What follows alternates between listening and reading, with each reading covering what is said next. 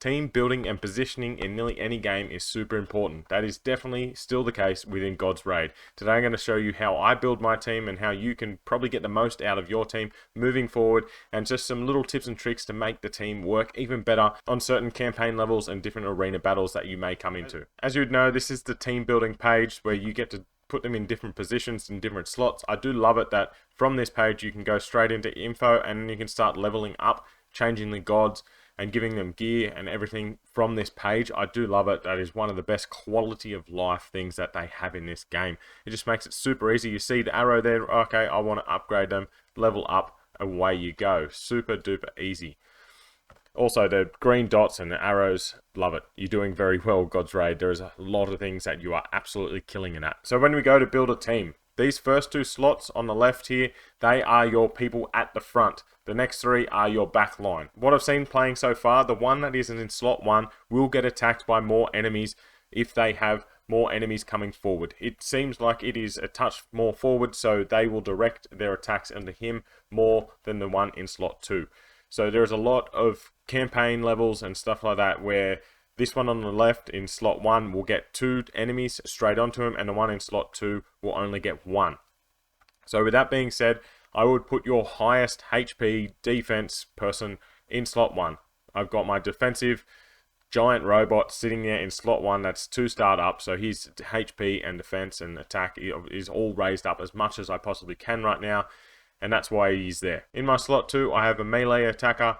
This could be a defender as well. I used to have my little princess down here in there, but I ended up getting heaps more of the shards to star up or transcend the orc swordsman, so I put him in there because his HP and defense is so much higher, even though the combination with the giant robot and the little princess was really good because the giant robot sucked him in and then the princess would just whirl through them all and just do super amounts of damage.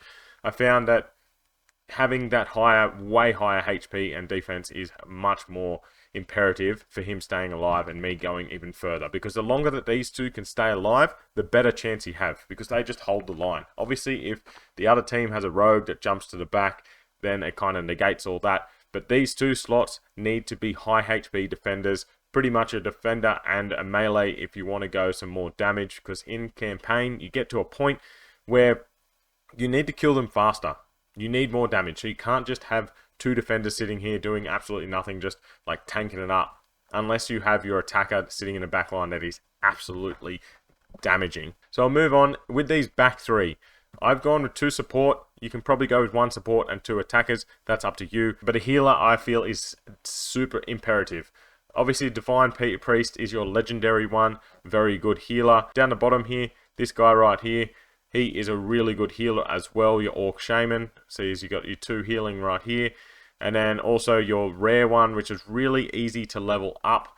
This Priest right here. As you can see, I've still got it 4-starred and transcended level 4 just to use in other content. But the amount of healing that she does is super duper good as well. I've got another support in here, and in Banshee, just because of her skills here. Passive decreases all enemies' attack and defense by 15%. And then when you do your ultimate, Hatred of Vengeful Spirits, increasing the attack by 31.25 and greatly increasing critical for all allies for 12 seconds. I think that is an amazing support hero right there. Decreasing their attack and defense whilst raising your attack and critical when it does the ultimate. I feel like that is super amazing. Like, seriously, she is an amazing support character. She does a bit of damage, but that's not why she's there. I really need to get a good god to go with her, but we'll get on to gods in a second. And the last slot here is my main damage dealer, and he is the highest leveled that I have.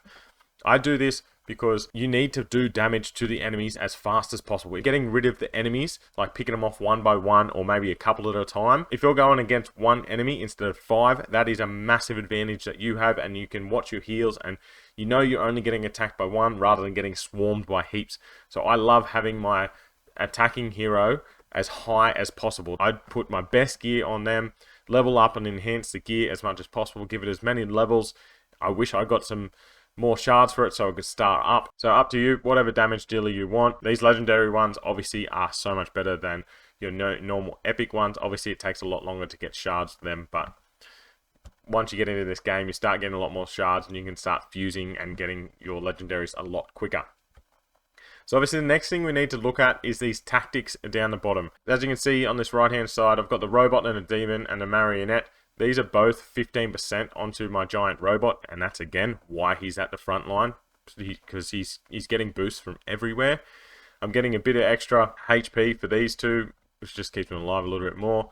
And obviously I've got demons continuously.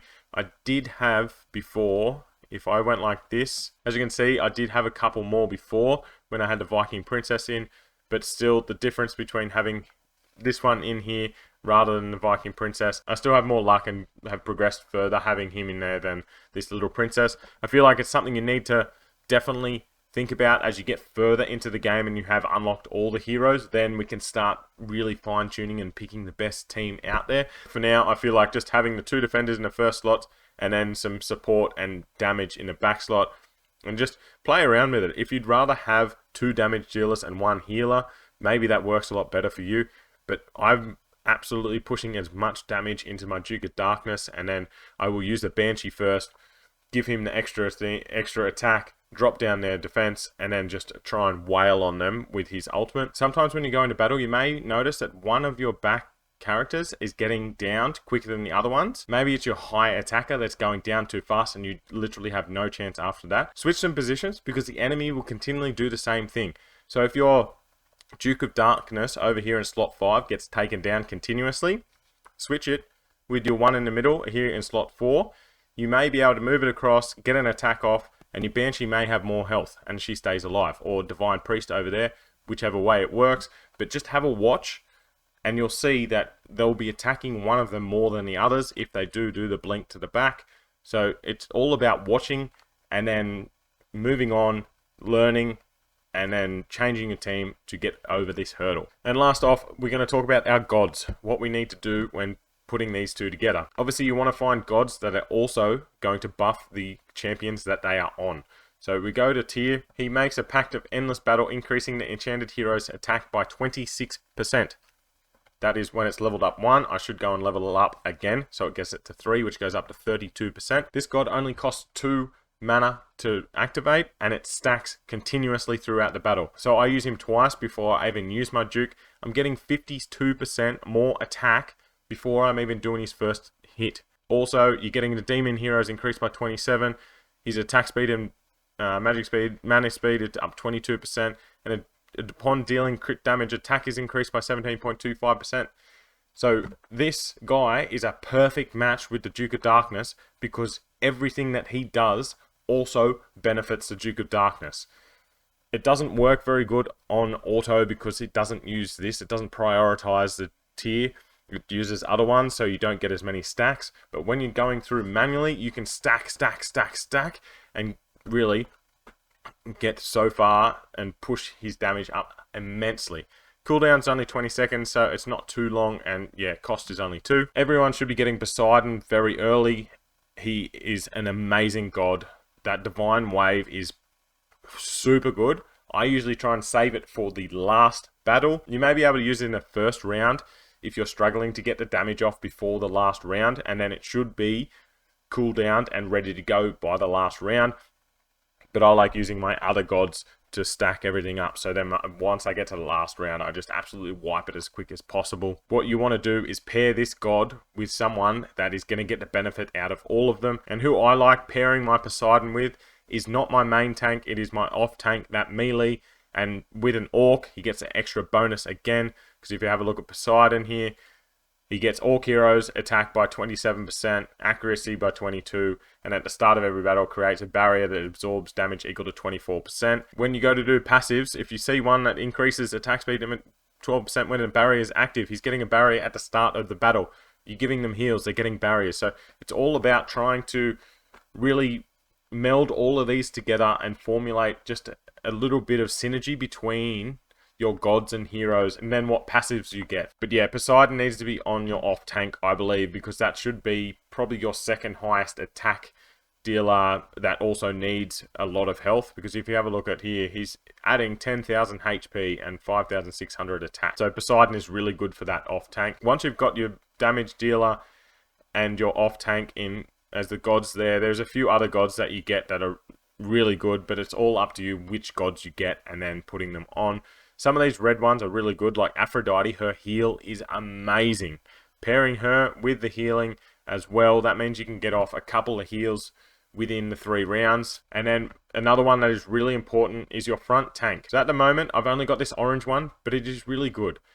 He harms the enemies, dealing holy damage equal to 37.5% of enchanted hero's attack to nearby enemies every 2 seconds. The best thing that the robot does is pull everyone towards him with his ultimate. So I can have 3 or 4 enemies all around him just copying 37% of his attack continuously. It also increases the defense by 14.4%. There's obviously going to be other gods that probably do the same thing, but maybe the higher levels. But for now, this orange one does a really good job of giving me extra defense whilst doing damage to my opponents. So obviously getting the highest level of god, getting the highest level of heroes is always good, but just have a look at some of these lower ones. Some of them are really good, and I'm definitely going to have a video coming out soon about combinations and kind of going into more depth on who I pair with other characters and gods and things like that. So look out for that. That's about it for how to build a team quickly. First 2 should be a tank, off tank. The back 3 should be, you definitely need a healer, your main damage dealer, and then if you want another damage dealer or just another support hero, that is up to you. Try and look for synergies and definitely try and match up your god to your characters as much as possible. Hopefully I helped you. If I did, hit that like and subscribe, and I'll see you in a video soon.